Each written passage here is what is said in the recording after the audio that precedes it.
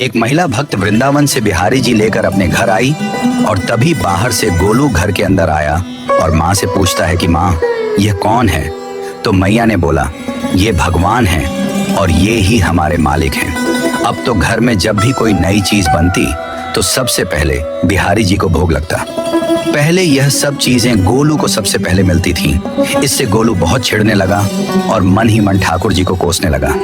एक दिन गोलू की माँ काम पर जाते समय बोली, गोलू, यमुना जी से मटके में जल भर कर लाना। जब गोलू पानी भरने के लिए जाने लगा तो जाते जाते बिहारी जी को कहने लगा, खाने के लिए तो सबसे पहले तैयार रहते हो, लेकिन काम तो मुझे ही करना पड़ता है। अगर यहाँ रहना है तो काम करो। कहकर गोलू यमुना जी से जल भरने के लिए चल पड़ा। गोलू जब यमुना जी में जल भरने लगा तो उसने देखा कि यमुना जी के अंदर बिहारी जी विराजमान हैं और कह रहे हैं, ला गोलू, घड़ा हम भर देते हैं। गोलू उनको देखकर हैरान हो गया और बोला, नहीं नहीं, मैं अपने आप भर लूंगा। लेकिन ठाकुर जी ने उसके हाथ से घड़ा ले लिया और भरकर घर ले आए। गोलू घर आकर डर रहा था कि अगर माँ को पता लगा कि मैंने ठाकुर जी से काम करवाया है तो आज मेरी पक्की पिटाई होगी। माँ ने घर आकर बिहारी जी को गीले कपड़ों में देखा तो एकदम से हैरान हो गई और कहने लगी कि गोलू, ये जरूर तेरी शरारत है, जरूर तूने ही इन पर जल डाला है। गोलू ने अपनी माँ को समझाने का बहुत प्रयास किया, लेकिन माँ ने उसको डांट कर चुप करा दिया और ठाकुर जी के भीगे हुए वस्त्रों को बदलने लगी। अगले दिन जब माँ ने गोलू को अनाज पिसवाने का काम दिया तो बिहारी जी फिर अनाज का कनस्तर ले आए और माँ को ठाकुर जी के वस्त्रों के ऊपर सूखा आटा पड़ा मिला। तो माँ ने फिर गोलू को डांटा कि तुझे पता नहीं कि ये हमारे भगवान हैं और तू भगवान के साथ शरारत करता है। आज तूने फिर इनके ऊपर आटा फेंका है।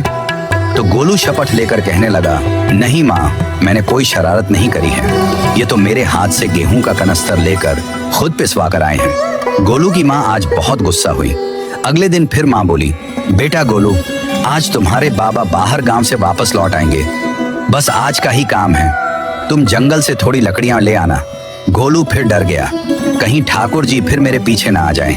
गोलू ने माँ को बोला कि मैं चला तो जाऊंगा, लेकिन बिहारी जी को समझा लो, वह मेरे पीछे ना आए। उसकी माँ हंसकर बोली, हाँ हाँ, समझा दूंगी, तुम जाओ तो सही। गोलू जल्दी जल्दी लकड़ियां लेने जंगल में चला गया और माँ काम पर चली गई। लेकिन उस दिन माँ काम से जल्दी वापस आ गई और देखा बिहारी जी अपनी चौकी पर विराजमान नहीं है।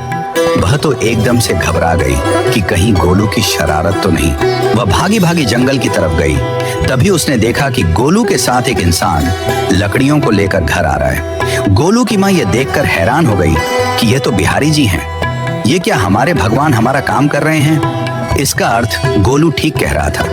वह जल्दी जल्दी भागकर ठाकुर जी के पास गई और लकड़ियां उनके हाथ से लेते हुए उनके चरणों में गिरकर रोती हुई बोली, हे बिहारी जी, ये आप क्या कर रहे हो?